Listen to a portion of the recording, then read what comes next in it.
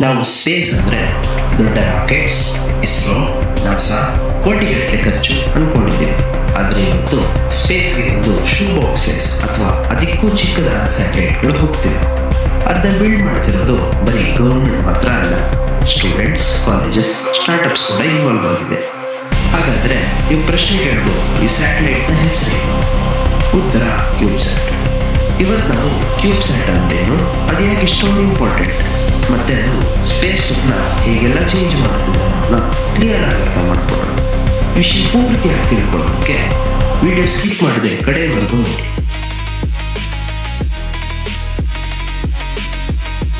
ನಮಸ್ಕಾರ, ಇದು ಟೆಕ್ ಸೂತ್ರ ಕನ್ನಡ. ಹಾಗಾದ್ರೆ ಕ್ಯೂಬ್ಸ್ಯಾಟ್ ಅಂದ್ರೇನು? ಕ್ಯೂಬ್ಸ್ಯಾಟ್ ಒಂದು ಮಿನಿ ಸ್ಯಾಟಲೈಟ್ ಸ್ಟ್ಯಾಂಡರ್ಡ್. ಹಾಗಂತ ಜಸ್ಟ್ ಚಿಕ್ಕ ಸ್ಯಾಟಲೈಟ್ ಅಲ್ಲ, ಅದು ಪೂರ್ತಿ ಸ್ಯಾಟಲೈಟ್ ಸಿಸ್ಟಮ್. ಇದರ ಸ್ಟ್ಯಾಂಡರ್ಡ್ ಸೈಜ್ ನೋಡೋದಾದ್ರೆ 10 ಸೆಂಟಿಮೀಟರ್ ಉದ್ದ, 10 ಸೆಂಟಿಮೀಟರ್ ಅಗಲ, 10 ಸೆಂಟಿಮೀಟರ್ ಎತ್ತರ. ಒಟ್ಟು 1 ಯೂನಿಟ್ ಕ್ಯೂಬ್ಸ್ಯಾಟ್. ಇದನ್ನು ಲೀಗೋ ಬ್ಲಾಕ್ಸ್ ಥರ ಜಾಯಿನ್ ಮಾಡಿ 2 ಯೂನಿಟ್, 3 ಯೂನಿಟ್, 6 ಯೂನಿಟ್ ತನಕ ಒಂದರ ಮೇಲೆ ಒಂದು ಜೋಡಿಸಿ ಮಲ್ಟಿಪಲ್ ಕ್ಯೂಬ್ ಸ್ಟ್ಯಾಕ್ ಕೂಡ ಮಾಡ್ಬೋದು. ಇದರ ವೆಯ್ಟ್ ನೋಡೋದಾದ್ರೆ ಇದು ಕೇವಲ 1-2 kg ಪರ್ ಯೂನಿಟ್ ಇರುತ್ತೆ. ಸಿಂಪಲ್ ಆಗಿ ಹೇಳಬೇಕಂದ್ರೆ ನಿಮ್ಮ ಸ್ಮಾರ್ಟ್ಫೋನಲ್ಲಿರೋ ಸೆನ್ಸರ್ಸ್, ಪ್ರೊಸೆಸರ್ಸ್, ಬ್ಯಾಟ್ರಿ ಟೆಕ್ನಾಲಜಿನೇ ಸ್ವಲ್ಪ ಮಾಡಿಫೈ ಮಾಡಿ ಒಂದು ಬಾಕ್ಸ್ನಲ್ಲಿ ಹಾಕಿ ಸ್ಪೇಸ್ಗೆ ಕಳಿಸಿದ್ರೆ ಹೇಗಿರುತ್ತೆ? ಆಲ್ಮೋಸ್ಟ್ ಅದೇ ಕಾನ್ಸೆಪ್ಟ್ ಈ ಕ್ಯೂಬ್ಸ್ಯಾಟ್. ಸೊ ಕ್ಯೂಬ್ಸ್ಯಾಟ್ ಅಂದರೆ ಸ್ಮಾಲ್ ಸ್ಟ್ಯಾಂಡರ್ಡೈಸ್ಡ್ ಮಾಡ್ಯುಲರ್. ಇದು ಹೇಳುವಾಗ ಸುಲಭ ಅನಿಸಬಹುದು, ಆದರೆ ಮಾಡುವಾಗ ತುಂಬ ಎಚ್ಚರ ಹಾಗೂ ಶಾರ್ಪ್ ಆಗಿರಬೇಕು. ನಮಗೆ ಈ ಕ್ಯೂಬ್ಸ್ಯಾಟ್ ಯಾಕೆ ಬೇಕಾಯಿತು? ಹಳೆ ಕಾಲದಲ್ಲಿ ಒಂದು ಸ್ಯಾಟಲೈಟ್ ಲಾಂಚ್ ಅಂದರೆ ಕೋಟಿಗಟ್ಟಲೆ ಖರ್ಚು, ವರ್ಷಾನುಗಟ್ಟಲೆ ಕಾಯುವಿಕೆ, ಒಂದು ಸಣ್ಣ ತಪ್ಪು ಅಂದರೆ ಪೂರ್ತಿ ಮಿಷನ್ನೇ ಫೇಲ್ ಅಂತ ಲೆಕ್ಕ. ವಿದ್ಯಾರ್ಥಿಗಳಿಗೆ ಅಥವಾ ಸಣ್ಣ ಕಂಪ್ನಿಗಳಿಗೆ ಸ್ಪೇಸ್ ರಿಸರ್ಚ್ ಅನ್ನೋದೇ ಇಂಪಾಸಿಬಲ್ ಆಗಿತ್ತು. ಸೊ ಒಂದು ಐಡಿಯಾ ಹೊಳಿತು, ಯಾಕೆ ನಾವು ಸ್ಯಾಟಲೈಟ್ನ ಚೀಪಾಗಿ ಮಾಡಬಾರ್ದು, ಚಿಕ್ಕದಾಗಿ ಚೊಕ್ಕವಾಗಿ ಯಾಕೆ ಮಾಡಬಾರ್ದು, ಹಾಗೆ ಸ್ಟೂಡೆಂಟ್ಸ್ಗಳಿಗೆ ಎಕ್ಸ್ಪೆರಿಮೆಂಟ್ ಮಾಡೋಕ್ಕೆ ಯಾಕೆ ಬಿಡಬಾರ್ದು ಅಂತ. ಆ ಥಾಟಿಂದನೇ ಹುಟ್ಟಿದ್ದು ಈ ಕ್ಯೂಬ್ಸ್ಯಾಟ್. ಇದು ಸಿಂಪಲ್ ಎಲೆಕ್ಟ್ರಾನಿಕ್ಸ್ ಫೀಲ್ಡ್ಸ್ನ ಇನೋವೇಷನ್ಸ್ ಲೈಕ್ ನಮ್ಮ ಸ್ಮಾರ್ಟ್ಫೋನ್ಗಳ ಟೆಕ್ನಾಲಜಿನ ಯೂಸ್ ಮಾಡಿಕೊಂಡು ಸ್ಪೇಸ್ನ ಆಕ್ಸೆಸಿಬಲ್ ಮಾಡುವ ಯಂತ್ರವಾಯಿತು. ಕ್ಯೂಬ್ಸ್ಯಾಟ್ ಅನಾಟಮಿ. ಇದರ ಒಳಗೆ ಏನಿರುತ್ತೆ? ನಾವು ಒಂದು ಕ್ಯೂಬ್ಸ್ಯಾಟ್ನ ಓಪನ್ ಮಾಡಿ ನೋಡಿದ್ರೆ ಅದರಲ್ಲಿ ಮೇಯ್ನ್ ಆಗಿ 5 ಸಬ್ಸಿಸ್ಟಮ್ ಇರುತ್ತೆ. ಇದನ್ನು ಮನುಷ್ಯನ ದೇಹಕ್ಕೆ ಕಂಪೇರ್ ಮಾಡಬಹುದು. ಮೊದಲನೇದು the brain, OBC, on board computer. ಇಡೀ ಸ್ಯಾಟಲೈಟ್ನ ಕಂಟ್ರೋಲ್ ಮಾಡೋದು ಇದೆ. ಇಲ್ಲಿ ನಾವು ಯೂಸ್ ಮಾಡೋದು STM32 ಅಥವಾ MSP 430 ಸೀರೀಸ್ನ ಮೈಕ್ರೋ ಕಂಟ್ರೋಲರ್ಸ್.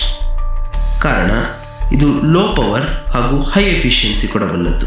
ಕೆಲವೊಮ್ಮೆ ಹೆವಿ ಪ್ರೊಸೆಸಿಂಗ್ ಇದ್ದರೆ ರಾಸ್ಬೆರಿ ಪೈ, ಕಾಂಪ್ಯೂಟ್ ಮಾಡೆಲ್ ಅಥವಾ FPGA ಕೂಡ ಯೂಸ್ ಮಾಡ್ತಾರೆ. ಇದೇ ಕಂಪ್ಯೂಟರ್ ನಾವು ಗ್ರೌಂಡ್ ಸ್ಟೇಷನ್ನಿಂದ ಕಳಿಸೋ ಪ್ರತಿಯೊಂದು ಕಮಾಂಡ್ಸ್ಗೂ ಸ್ಪಂದಿಸಿ ಪ್ರೊಸೆಸ್ ಮಾಡುತ್ತೆ. ಎರಡನೇದು the heart, EPS, electrical power system. ಸ್ಪೇಸ್ನಲ್ಲಿ ಪವರ್ ಪ್ಲಗ್ ಇರಲ್ಲ, ಅದಕ್ಕೆ ಸೋಲಾರ್ ಪ್ಯಾನಲ್ಸ್ ಹಾಗೂ ಬ್ಯಾಟ್ರಿಗಳನ್ನ ಯೂಸ್ ಮಾಡ್ತೀವಿ. ಸೋಲಾರ್ ಪ್ಯಾನಲ್ಸ್ ಬಾಡಿ ಮೇಲಿರುತ್ತೆ ಹಾಗೂ ಇದನ್ನು ಗೇಲಿಯಂ ಆರ್ಸೆನೈಡ್ ಸೆಲ್ಸ್ಗಳಿಂದ ಮಾಡಲಾಗುತ್ತದೆ. ಕಾರಣ ಎಫಿಷಿಯನ್ಸಿ. ಮತ್ತು ಬ್ಯಾಟ್ರೀಸ್. ಈ ಬ್ಯಾಟ್ರಿಗಳು ಸೂರ್ಯ ಇಲ್ಲದಾಗ ಪವರ್ ಕೊಡೋಕ್ಕೆ ಲಿಥಿಯಂ ಅಯಾನ್ 18650 ಸೆಲ್ಸ್ನಿಂದ ಮಾಡಲಾಗುತ್ತೆ. ಇದು ನಮ್ಮ ಲ್ಯಾಪ್ಟಾಪ್ಗಳಲ್ಲಿ ಕಂಡುಬರುವಂತಹ ಬ್ಯಾಟ್ರಿಗಳೇ. ಮೂರನೇದು the sensors and balance, ADCS. Satellite ತಾನಾಗೆ ತನ್ನ ಇಷ್ಟ ಬಂದ ದಿಕ್ಕಿಗೆ ತಿರುಗಬಾರದು, ಅದು ನಮ್ಮ ಭೂಮಿಯ ಕಡೆಯೇ ಮುಖ ಮಾಡಿರಬೇಕು. ಅದಕ್ಕೆ ಕೆಲವು ಯಂತ್ರಗಳು ಅಂದರೆ ಮ್ಯಾಗ್ನೆಟೋಮೀಟರ್, ಸನ್ ಸೆನ್ಸರ್ಸ್, ಮ್ಯಾಗ್ನೆಟಾಕರ್ಸ್ ಇವುಗಳನ್ನು ಯೂಸ್ ಮಾಡ್ತೀವಿ. ಮ್ಯಾಗ್ನೆಟೋಮೀಟರ್ ಸ್ಪೇಸ್ ಕಾಂಪಸ್, ದಿಕ್ಕು ನೋಡೋಕ್ಕೆ ಉಪಯೋಗಿಸ್ತೀವಿ. ಸನ್ ಸೆನ್ಸರ್ಸ್ ಸೂರ್ಯ ಎಲ್ಲಿದ್ದಾನೆ ಅಂತ ನೋಡೋಕ್ಕೆ ಉಪಯೋಗಿಸ್ತೀವಿ. ಮ್ಯಾಗ್ನೆಟಾಕರ್ಸ್ ಇದೊಂದು ಮ್ಯಾಜಿಕ್ ಥರ, ಕಾಪರ್ ಕಾಯಿಲ್ಸ್ನ ಯೂಸ್ ಮಾಡಿ ಅರ್ತ್ ಮ್ಯಾಗ್ನೆಟಿಕ್ ಫೀಲ್ಡ್ ಜೊತೆ ಇಂಟರ್ಯಾಕ್ಟ್ ಮಾಡಿ ಸ್ಯಾಟಲೈಟ್ನ ಸ್ಟೇಬಲ್ ಆಗಿ ನಿಲ್ಲಿಸುತ್ತೆ. ಇದಕ್ಕೆ ರಾಕೆಟ್ ಫ್ಯೂಯಲ್ ಅವಶ್ಯಕತೆ ಇಲ್ಲ. ನಾಲ್ಕನೇದು the mouth and ears, comms system. ನಾವು ಗ್ರೌಂಡ್ ಸ್ಟೇಷನಿಂದ ಡೇಟಾ ಕಳಿಸೋಕೆ ಮತ್ತು ರಿಸೀವ್ ಮಾಡೋದಕ್ಕೆ ಮುಖ್ಯವಾಗಿ UHF, VHF ಟ್ರಾನ್ಸಿವರ್ಸ್ ಯೂಸ್ ಮಾಡ್ತೀವಿ. ಮತ್ತು ಆಂಟೆನಾಸ್, ಇವು ಲಾಂಚ್ ಆದಮೇಲೆ ಓಪನ್ ಆಗುತ್ತೆ ಬರ್ನ್ ವೈರ್ ಮೆಕ್ಯಾನಿಸಮ್ ಮೂಲಕ. ಇಂಟ್ರೆಸ್ಟಿಂಗ್ ವಿಷಯ ಅಂದರೆ ಎಷ್ಟೋ ಕ್ಯೂಬ್ಸ್ಯಾಟ್ಗಳಲ್ಲಿ ಮೆಷರಿಂಗ್ ಟೇಪ್ ಅನ್ನು ಆಂಟೆನಾ ಯೂಸ್ ಮಾಡ್ತಾರೆ. ಐದನೇದು ದ ಸ್ಕೆಲಿಟನ್ ಸ್ಟ್ರಕ್ಚರ್. ಇದೆಲ್ಲವನ್ನು ಹಿಡಿದಿಟ್ಟುಕೊಳ್ಳೋಕ್ಕೆ ಒಂದು ಗಟ್ಟಿ ಫ್ರೇಮ್ ಬೇಕಲ್ವಾ? ಅದಕ್ಕೆ ಅಲ್ಯೂಮಿನಿಯಂ 6061 ಅಥವಾ 7075 ಗ್ರೇಡ್ ಮೆಟಲ್ ಯೂಸ್ ಮಾಡ್ತಾರೆ. ಇದು ಲೈಟ್ ವೇಟ್ ಮತ್ತು ಸೂಪರ್ ಸ್ಟ್ರಾಂಗ್. ಕ್ಯೂಬ್ಸ್ಯಾಟ್ ಲಾಂಚ್ ಹೇಗಾಗುತ್ತೆ? ಇಲ್ಲಿರೋ ಮೇನ್ ಲಾಜಿಕ್ ಅಂದರೆ ಕ್ಯೂಬ್ಸ್ಯಾಟ್ ಇಂಡಿಪೆಂಡೆಂಟ್ಲಿ ರಾಕೆಟ್ ಹತ್ತಲ್ಲ, ಅದು ಹಿಚ್ ಹೈಕ್ ಅಂದರೆ ಲಿಫ್ಟ್ ಕೇಳಿಕೊಂಡು PSLV, ಫಾಲ್ಕನ್ 9 ಅಂತಹ ದೊಡ್ಡ ರಾಕೆಟ್ಗಳ ಜೊತೆ ಹೋಗುತ್ತೆ. ಯಾವಾಗಾದರೂ ದೊಡ್ಡ satellite like earth observation satellite PSLV, Falcon 9, GSLV Mk3 ನಂತಹ ರಾಕೆಟ್ನಲ್ಲಿ ಹೋಗುವಾಗ ಎಕ್ಸ್ಟ್ರಾ ಸ್ಪೇಸ್ ಇದ್ದೇ ಇರುತ್ತೆ. ಅಲ್ಲಿ ಒಂದು ಕ್ಯೂಬ್ಸ್ಯಾಟ್ ಡಿಸ್ಪೆನ್ಸರ್ ಅಟ್ಯಾಚ್ ಮಾಡಿರ್ತಾರೆ. ರಾಕೆಟ್ ಆರ್ಬಿಟ್ಗೆ ಹೋದ್ಮೇಲೆ ಮೊದಲು ದೊಡ್ಡ ಸ್ಯಾಟಲೈಟ್ ಲಾಂಚ್ ಆಗುತ್ತೆ. ಅದಾದ್ಮೇಲೆ ಈ ಡಿಸ್ಪೆನ್ಸರ್ ಅಥವಾ ಡಿಪ್ಲಾಯರ್ ಇಂದ ಸ್ಪ್ರಿಂಗ್ ಪುಷ್ ಮೆಕ್ಯಾನಿಸಮ್ ಮೂಲಕ ಕ್ಯೂಬ್ಸ್ಯಾಟ್ಸ್ ರಿಲೀಸ್ ಆಗುತ್ತೆ.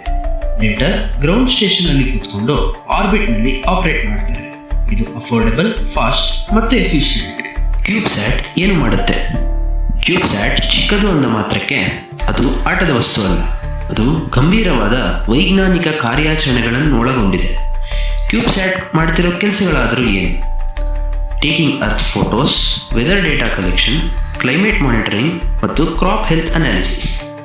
ಉದಾಹರಣೆಗೆ ನಮ್ಮ ಬೆಂಗಳೂರಿನ ಪಿಕ್ಸೆಲ್ ಅನ್ನೋ ಸ್ಟಾರ್ಟಪ್ ಈ ಕ್ಯೂಬ್ಸ್ಯಾಟ್ನ ಯೂಸ್ ಮಾಡಿಕೊಂಡು ಹೈಪರ್ ಸ್ಪೆಕ್ಟ್ರಲ್ ಇಮೇಜಿಂಗ್ ಮಾಡ್ತಿದ್ದಾರೆ. ಇದರಿಂದ ಮಣ್ಣಿನ ಆರೋಗ್ಯ ಮತ್ತು ಬೆಳೆಗಳ ಬಗ್ಗೆ ರೈತರಿಗೆ ಸಹಾಯವಾಗುತ್ತದೆ. ಇನ್ನು ಪ್ಲಾನೆಟ್ ಲ್ಯಾಬ್ಸ್ ನಂತಹ ಕಂಪನಿಗಳು ಕೂಡ ನೂರಾರು ಕ್ಯೂಬ್ಸ್ಯಾಟ್ಗಳನ್ನು ಕಳಿಸಿ ಭೂಮಿಯ ಚಿತ್ರಣವನ್ನು ತೆಗೆದುಕೊಳ್ಳುತ್ತಿದ್ದಾರೆ. ನಮ್ಮ ಇಸ್ರೋ, ನಾಸಾ ಕೂಡ ಕ್ಯೂಬ್ಸ್ಯಾಟ್ನ ಯೂಸ್ ಮಾಡಿಕೊಂಡು ಹೊಸ ರಿಸ್ಕಿ ಟೆಕ್ನಾಲಜೀಸ್ನ ಟೆಸ್ಟ್ ಮಾಡ್ತಿದ್ದಾರೆ.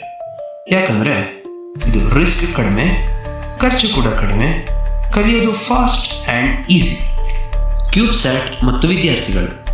ಕ್ಯೂಬ್ಸ್ಯಾಟ್ ವಿದ್ಯಾರ್ಥಿಗಳಂತೂ ರೆವಲ್ಯೂಷನ್ ಅಂತಲೇ ಹೇಳ್ಬೋದು. ಯಾಕಂದರೆ ಡಿಸೈನ್ ಕಾಲೇಜ್ ಲ್ಯಾಬ್ನಲ್ಲಾಗುತ್ತೆ, ಬಜೆಟ್ ಮ್ಯಾನೇಜ್ ಮಾಡಬಹುದು, ಮುಖ್ಯವಾಗಿ ರಿಯಲ್ ಸ್ಪೇಸ್ ಡೇಟಾ ಸಿಗುತ್ತೆ. ಇದಕ್ಕೆ ಬೆಸ್ಟ್ ಎಕ್ಸಾಂಪಲ್ ಅಂದರೆ ಕಲಾಂ ಸ್ಯಾಟ್ V2.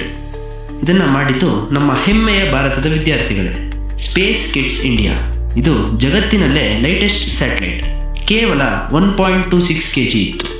ಇದು ವಿದ್ಯಾರ್ಥಿಗಳಿಗೆ ದೊಡ್ಡ ಇನ್ಸ್ಪಿರೇಷನ್. ಸೊ ಕ್ಯೂಬ್ಸ್ಯಾಟ್ ಸ್ಪೇಸ್ ಎಜುಕೇಷನ್ ಡೆಮಾಕ್ರಟೈಸ್ ಮಾಡಿತು, ನಮ್ಮ ಭಾರತದಂತಹ ದೇಶಗಳಿಗೆ ಅಡ್ವಾಂಟೇಜ್ ಆಯಿತು. ಸ್ಪೇಸ್ ಸ್ಟ್ರೀಮ್ ಈಗ ಕ್ಲಾಸ್ ರೂಮಿಂದ ಆರ್ಬಿಟ್ಗೆ ಹೋಗಿದೆ. ಸೊ ಫೈನಲಿ ಕ್ಯೂಬ್ಸ್ಯಾಟ್ ಅಂದರೆ ದೊಡ್ಡ ಸ್ಯಾಟಲೈಟ್ಗೆ ರಿಪ್ಲೇಸ್ಮೆಂಟ್ ಅಲ್ಲ, ಇದೊಂದು ಸ್ಪೇಸ್ ಆಕ್ಸೆಸ್ ಟೂಲ್.